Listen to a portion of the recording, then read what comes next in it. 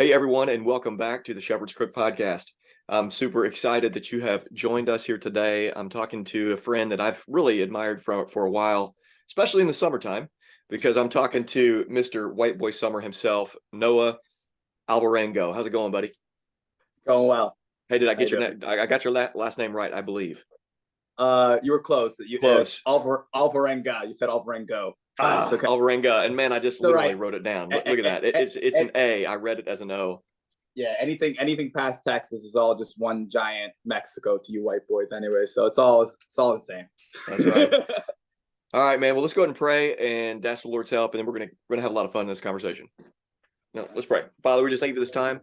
Thank you for a brother and a new friend and all you're doing in his life. And I'm just excited to get to know him. And I think we're going to have a lot of fun. So just bless this conversation. We wanted to honor you and to be helpful to other people. That's what we want. And we trust you're going to help us. In Jesus' name I pray. Amen. Amen. Okay, before we get to know you, everybody, just want to remind you of the Shepherd's Crook membership. If you want to be a member of the Shepherd's Crook for $5 a month, you can do that. And that gets you content for the year. I'll send you a thumb drive with all the content at the end of the year. I'm trying to make you owners of content, not just subscribers, not just getting access, but actually some ownership over some material. Whether you use it or not, it's good to be able to have something that's a hard copy of something in your hand, in your desk.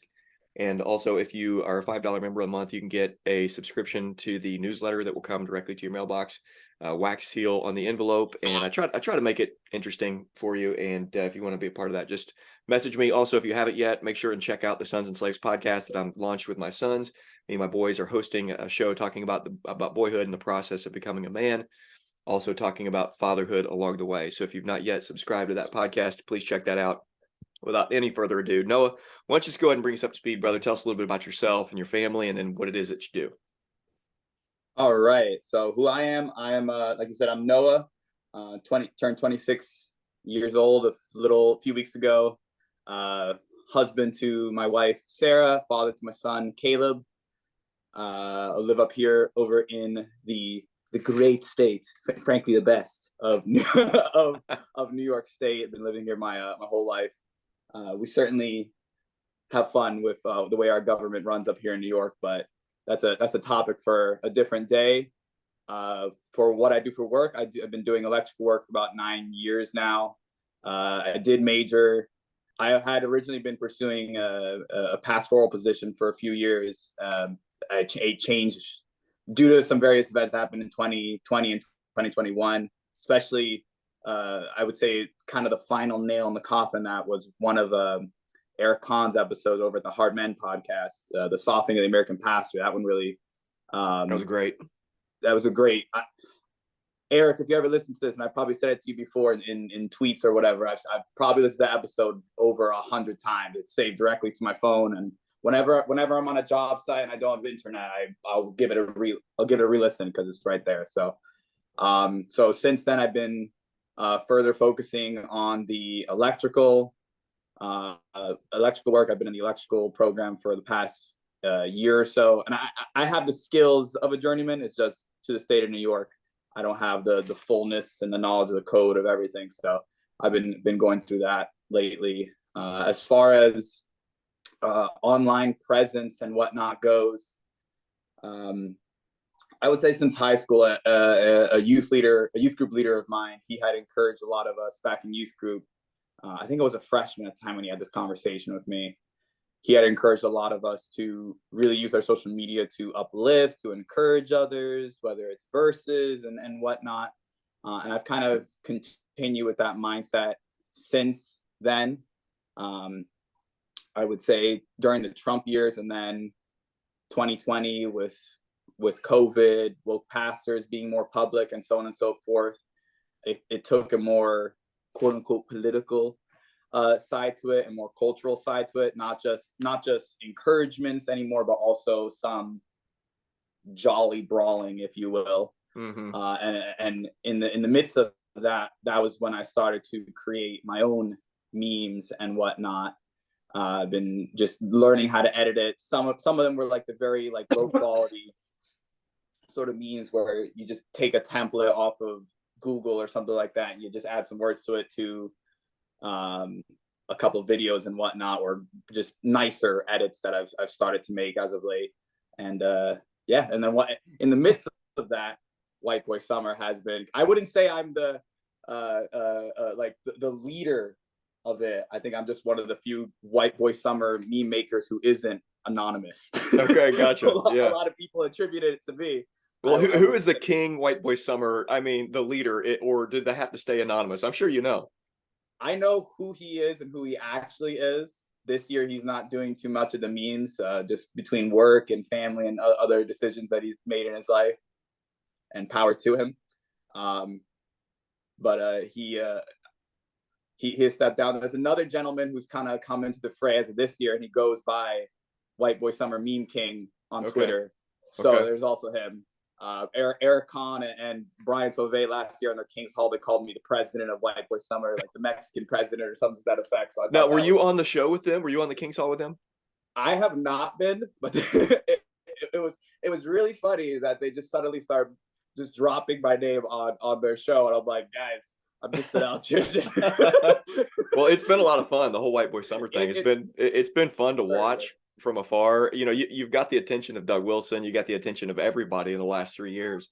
So it's just been fun, especially because you're a Mexican dude too. So I mean, like, it's like I do have to clarify that because I remember it was Kahn, Sauvé, and Burkholder. They're like, yeah, Noah's Mexican. I met them in person at Foster's County for Country last year. mm-hmm. I was able to go down with my family, and I cornered Eric and Brian. I was like, you guys, you know, I'm not actually Mexican, right? They're like, what? You're not? I'm like, no, I know all us brown people look the same, but I'm not actually Mexican.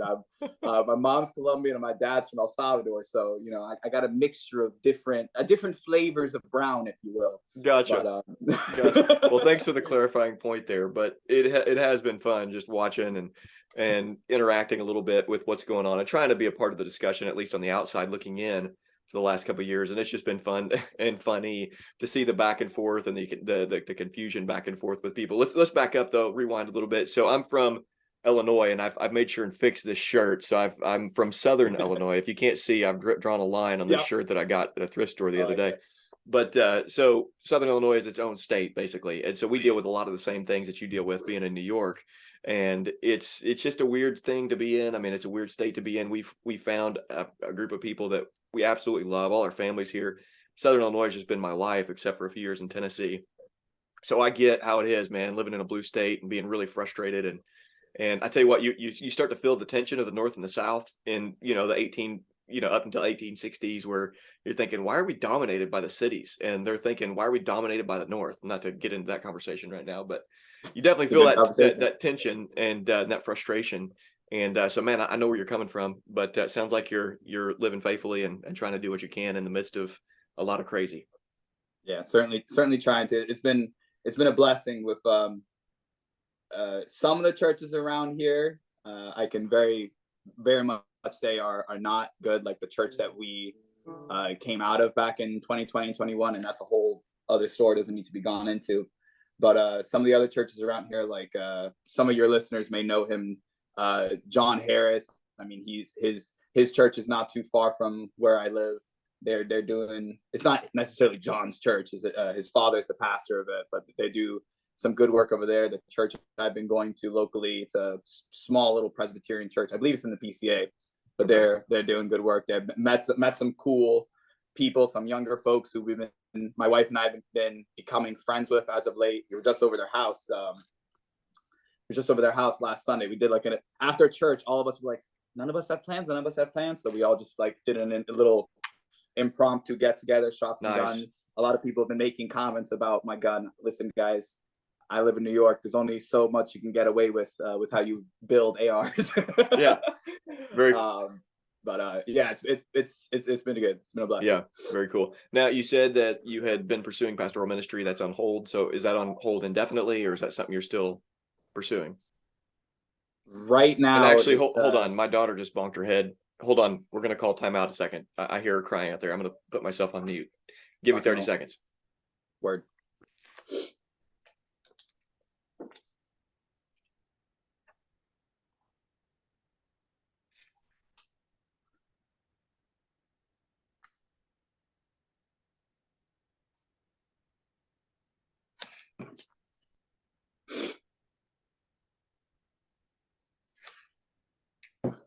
All right, I'm back. My daughter fell off our piano seat out there, the piano bench, and she's okay. No blood or Okay. anything. But everybody watching video, I don't know how to edit video, so I just throw it up there. And so everybody, that just watched this had a 30-second gap here, but that's all right. The audio I edit, but I just don't know how to edit video, so I just do it in one shot. Okay, so are you pursuing pastoral ministry again? Is that the plan, or just kind of on hold? Right now, it's on hold. The goal for myself and my family as of late has been to continue to pursue the electrical stuff.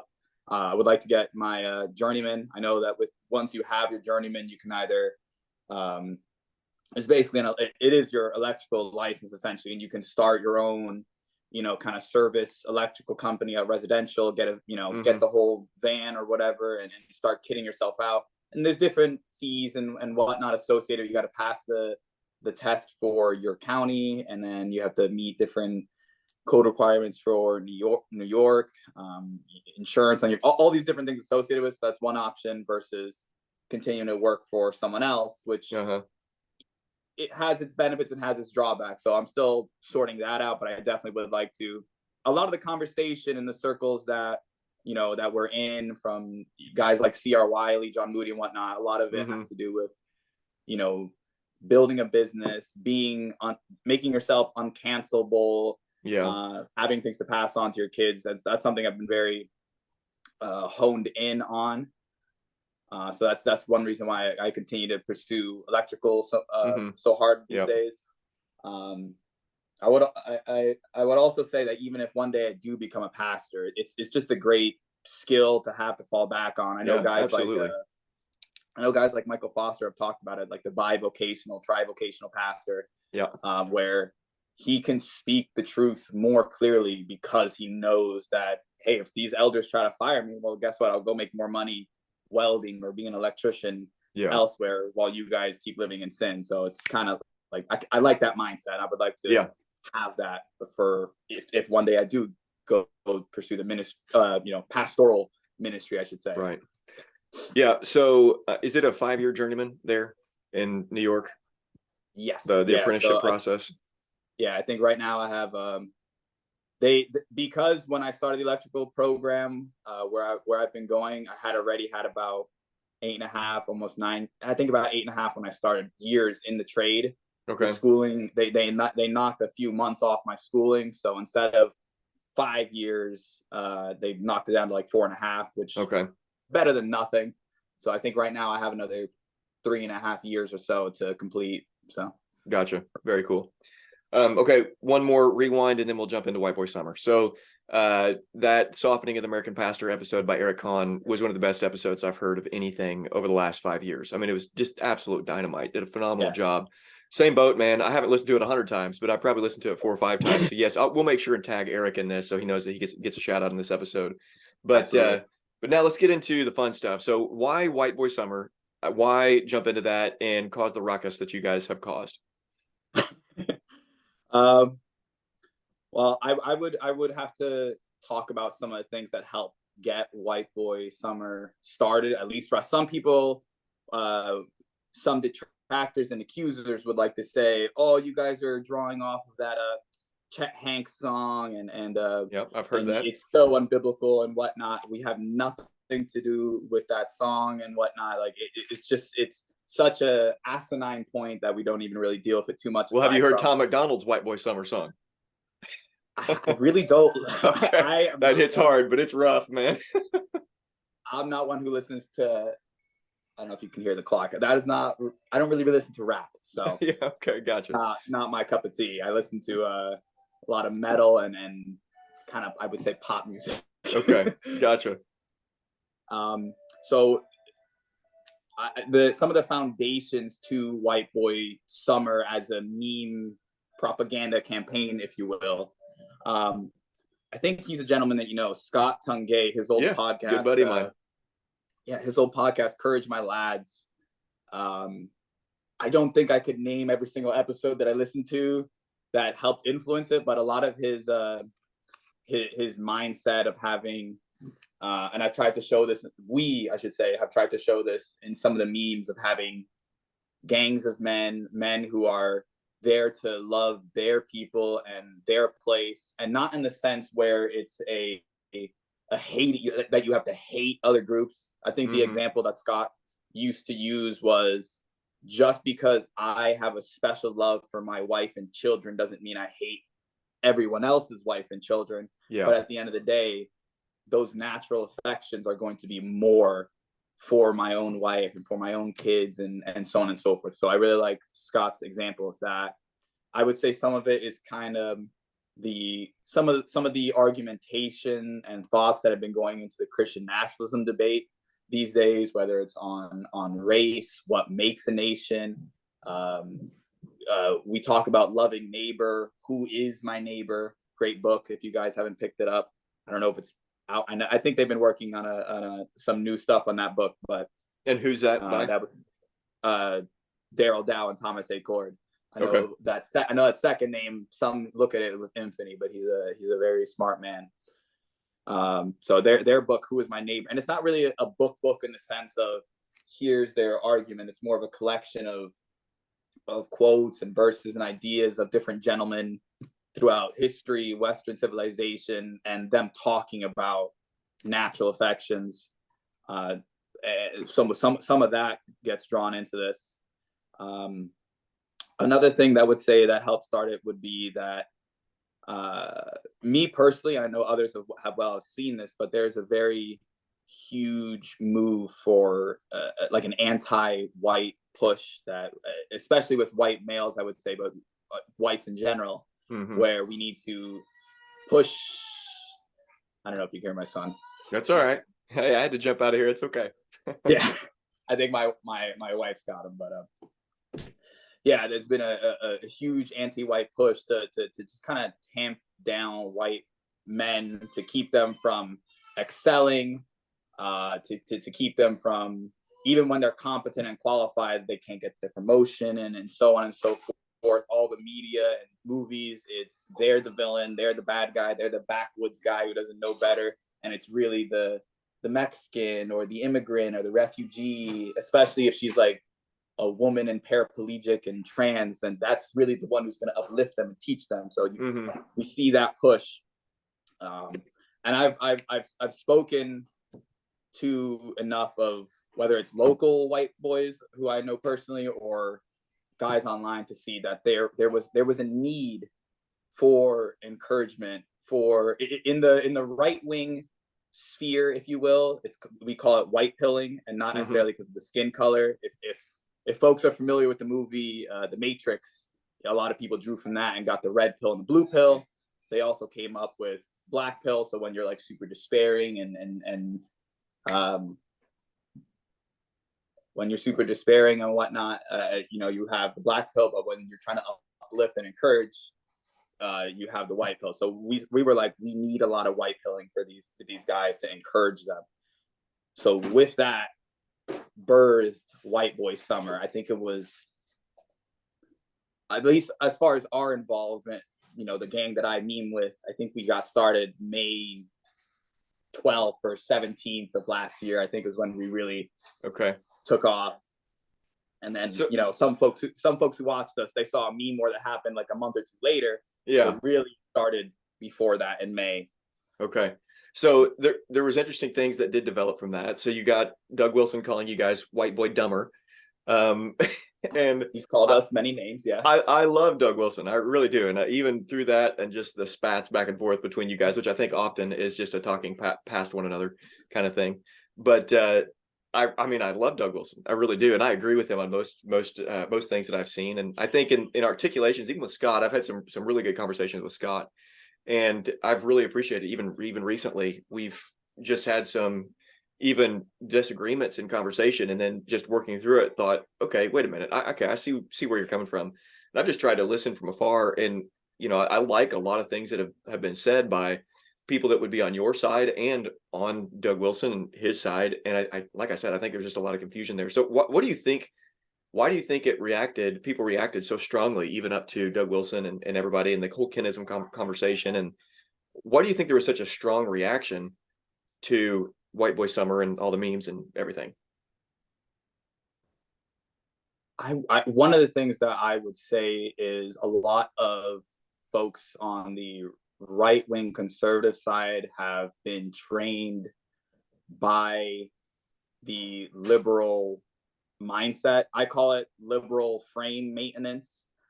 So folks are familiar. I think the term using frame the way I'm using it, I think it like manosphere guys have used it, like you're stepping into someone's frame of argumentation and whatnot. So I think a lot of folks have stepped into the liberal frame and without even knowing it are going in to defend it. And one of the tenets of the liberal frame is you can't be quote unquote pro-white. You can't encourage whites. You can't view whites as a group.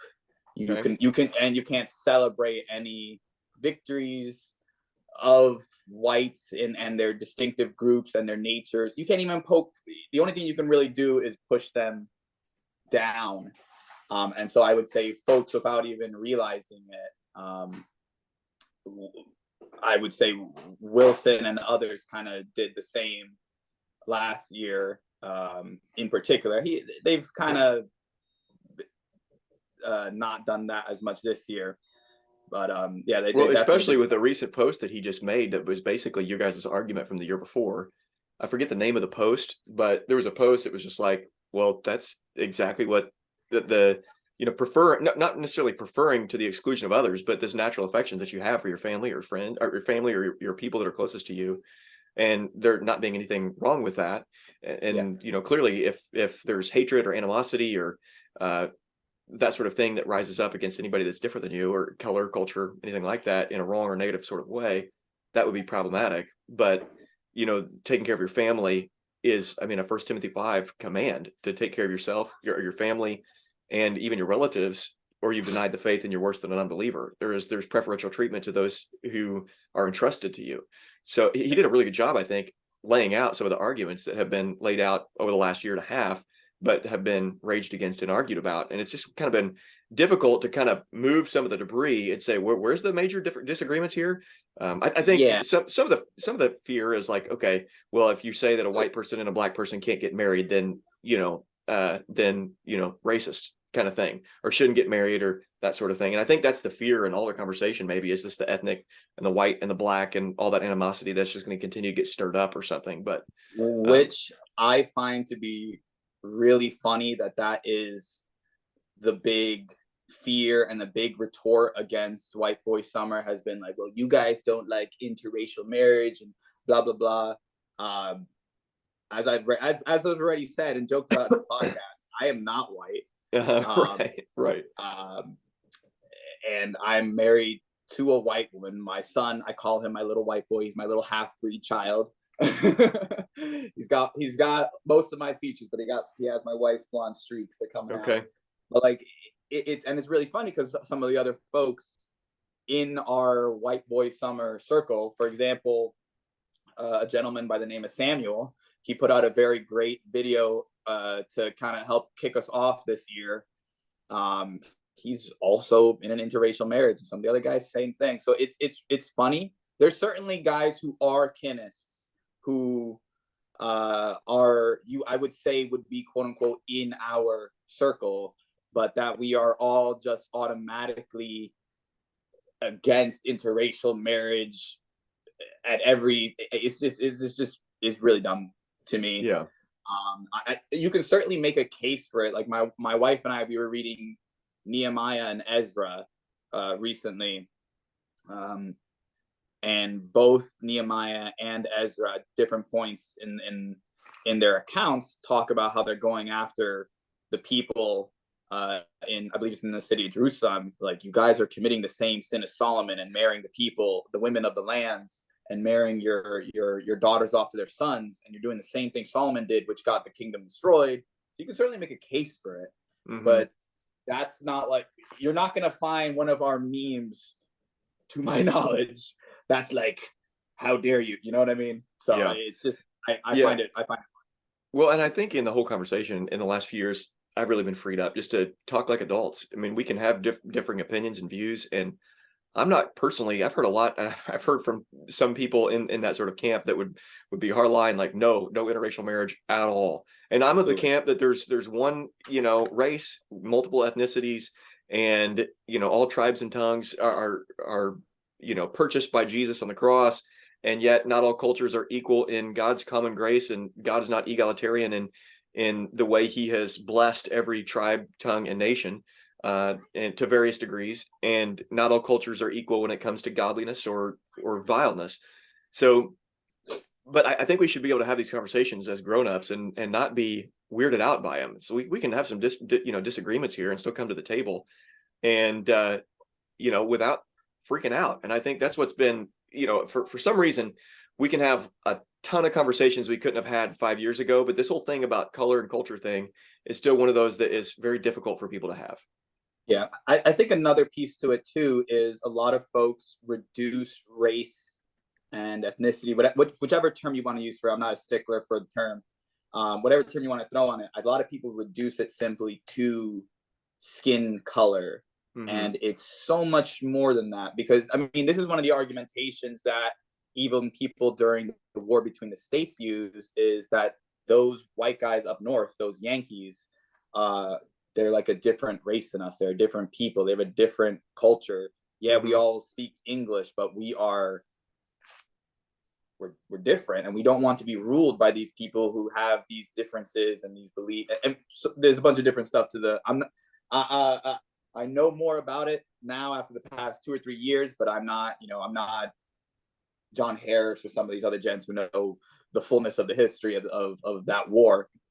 But that was one of their argumentations. Like, yeah, we're the same skin colors, but we're different. So I think it's a Mm-hmm. huge mistake when people boil the whole argument down to skin. I Yeah. think it's incredibly. You can go talk to a German and then a Frenchman and then an Englishman and then these guys, and there's going to be a common bond, because obviously the tribes that eventually created these distinct groups, similar tribes and whatnot, Mm-hmm. but they're still different. Yeah. Right. So So here's a question for you. So now, I mean, this year you said it's kind of ramped down quite a bit, where last year it was ramped up about the, not necessarily animosity, but the conversation, at least, that was, to a negative degree. Basically, what I love Doug Wilson, for he does have a fatherly way about him. And, I'm not sure, but I'm assuming that you guys still, and that you in particular, still have an appreciation for him. But yet in that appreciation and respect, it didn't stop the White Boy Summer memes. So is the White Boy Summer meme life, is that here for the long haul to encourage, Christian white dudes for the long haul? Like what's your plans personally? And how do you see this continuing to be, in your mind, hopefully an encouragement to guys that, listen in and watch? yeah, I've often said that White Boy Summer is unstoppable. It's undefeated, and it has no end date in sight. Is how I usually like Okay. to say it. So as far as that goes, it's gonna keep going. A big piece to it is that it's seasonal, and it obviously, as the name suggests, it is a lifestyle. It's rooted in the truth that when God created the world, He declared it all to be very good, and that included the white boys. So to me and to other guys who are involved in it, that alone is enough to have joy and to celebrate. And like you said, the different common graces and whatnot that God has poured out on different peoples, that's enough to be thankful and grateful for those things, and not to constantly hang guys' heads in shame over it. So as far as the extent of the encouragement continuing, absolutely. So let me ask a question, but let's boil it down Yeah. to this then. Okay, so is White Boy Summer basically, so if it's good to be black, if it's good to be, black and brown that people talk about, if it's good to be fill in the blank, whoever else, it's good to be an Indian, American Indian, and I don't say Native Americans, I refuse. But if it's good to be all that, if then it's good to be white, and it's okay to say that. So is White Boy Summer basically just saying it's good to be white, it's okay, like you don't have to be ashamed? Yes. I would Okay. say if you wanted to boil it down into the TLDR, yes, that would be it. That would be it. Okay, I don't even know what TLDR is, man. I'm out of the loop. I was telling my wife, like there was some kind of phrase. It took me for a while because Scott and some others started saying the word based, and I was like, "What the heck is that?" Like 2 or 3 years ago, I kept hearing it, And I was like, what is this word? And I like look it up. So you're gonna have to bring me. I don't know what TDLR. So bring me up to speed. What's that?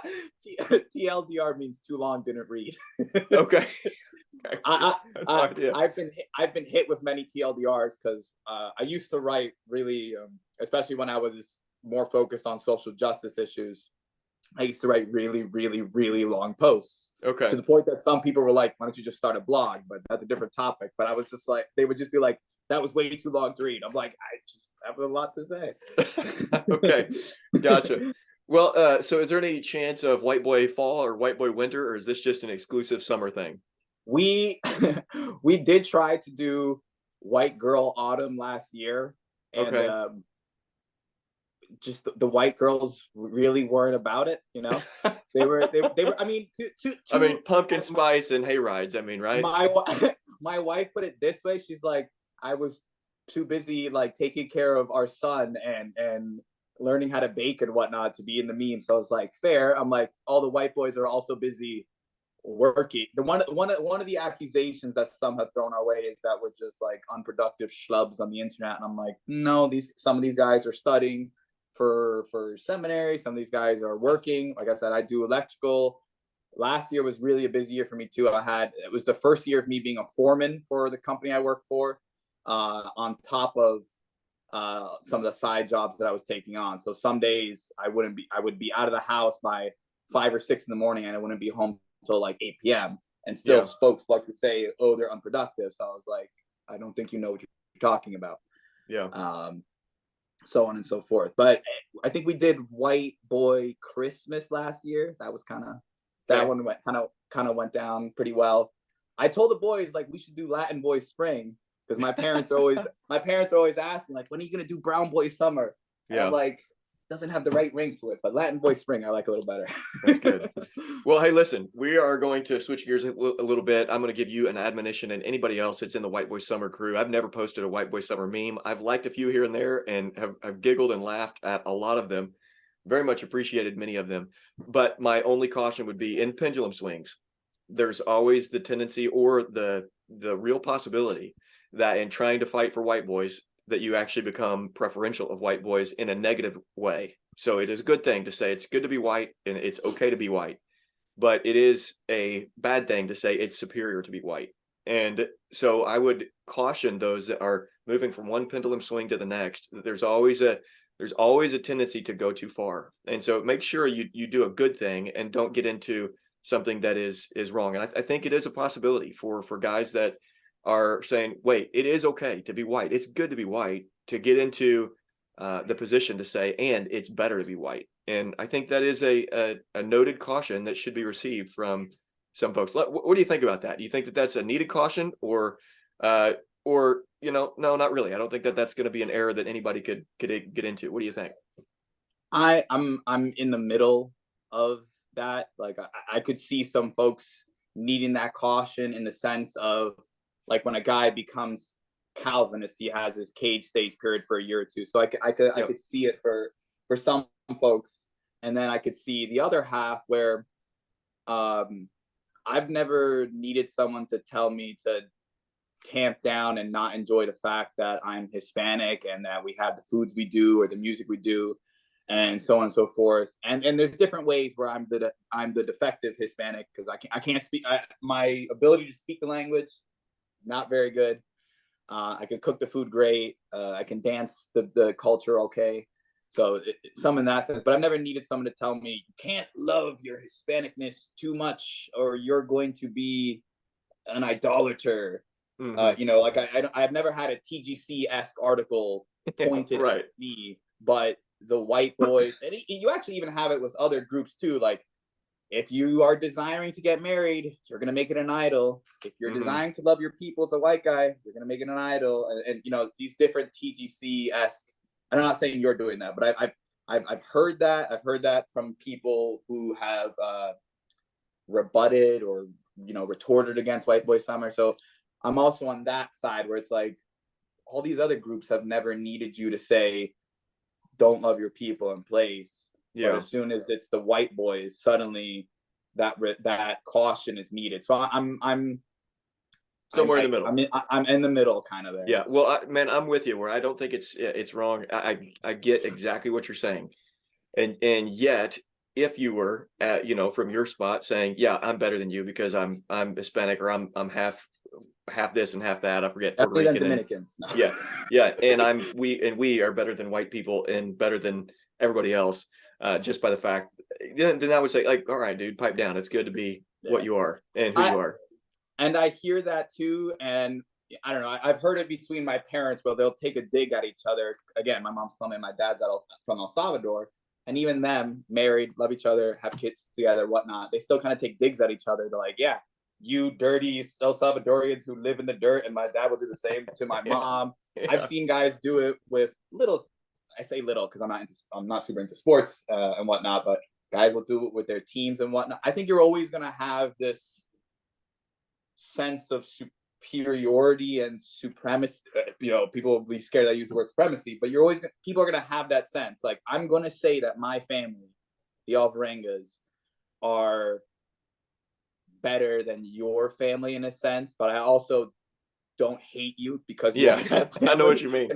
It's like if I'm telling people to come hire the employer who I work for so we can get a job, I'm going to talk up our job saying, yes, such and such an electric company, we're the best in the Hudson Valley, come hire. We do great work, by the way, folks, if you live around here. I'll get you connected. But go ahead and throw your phone number out there or your contact. I'll put it in the show notes. I'm going to talk up my team and talk about it as if we really are the best. But at the same pace, especially having worked for the company I work for or living in the family I do and so on and so forth, I know all of our faults. I know that we do this and that and X, Y, and Z, and that we sin this way and then we do this and we do this wrong and we could probably have this paperwork better at the company. I know all those things, but if you're going to hear me talk about it, more than likely, I'm going to talk it up as if we are the best. And I'm going to assume that other folks would be doing the same. So yeah, I get it. And I think there's an extent you can't escape it. Well, and I think the fun thing about that is we should be able to be making fun of each other as well. Like make fun of a white dude, make fun of a Mexican dude for being such a good roofer or something like that. And two whites don't make a Wong, as Eric was saying the other day. We can just, man, how great it would be if we could just make fun of each other like that and nobody get offended. Yes. But a lot of fun. Hey, we want to wrap it up like I do with everybody. And I just want to, set you up here. I mean, you're a brother in Christ, and I really, appreciate you. And I just want to hear why you love Jesus so much. Oh, why do I love Jesus so much? I mean, not to quote an old Chris Tomlin song, but I say thank you, God, for saving me and freeing me from the sins that I have committed on my own, but also from the impacts of sins also done to me. I kind of hold both, because the sins done to you can destroy a person, and they could also lead a person to their own sin, which is like resentment and unforgiveness and stuff like that. So I thank God for that. And I thank God, kind of drawing from Psalm 22 and 23, that even in my affliction, as the psalmist talks about, that he has heard my cry. The past few years I've really just loved and appreciated Psalm 23 verse 5, where it talks about how God prepares a table for me in the presence of my enemies. And not to get into the weeds in it, but there was a situation locally that happened recently in my wife's and my family's life that really just we did feel very afflicted and alone and so on and so forth. But that was the time period when God sent our son to us, and it was such a joy, such uplifting. So yeah, I say thank you, God, for saving us, for providing for me, for continuing to just love me and care for me, not give up on me. I have plenty of sanctification needed to be made. I haven't quote unquote arrived there, and I hope folks never get that impression of me that I'm saying that. I have to fix stuff and get better every single day, just like every other person. So I thank God for not giving up on me as well. Yeah, man, it's good stuff. Well, if we tell us, I guess we're Instagram. I mean, did you ever start that blog? Where can we find out more? Where can we see some of those memes? On Telegram right now, if you look up the Based Department, That's where I've been, that's where I've been posting some of the memes. I haven't launched the podcast. I have some of the episodes being worked on and recorded, and then I plan on dropping some. And then on Instagram, most social media, I think Instagram, Twitter, and Gab. If you look up Noah Jesus Freak, or it should be like Noah_Jesus Freak, I should be the one who appears.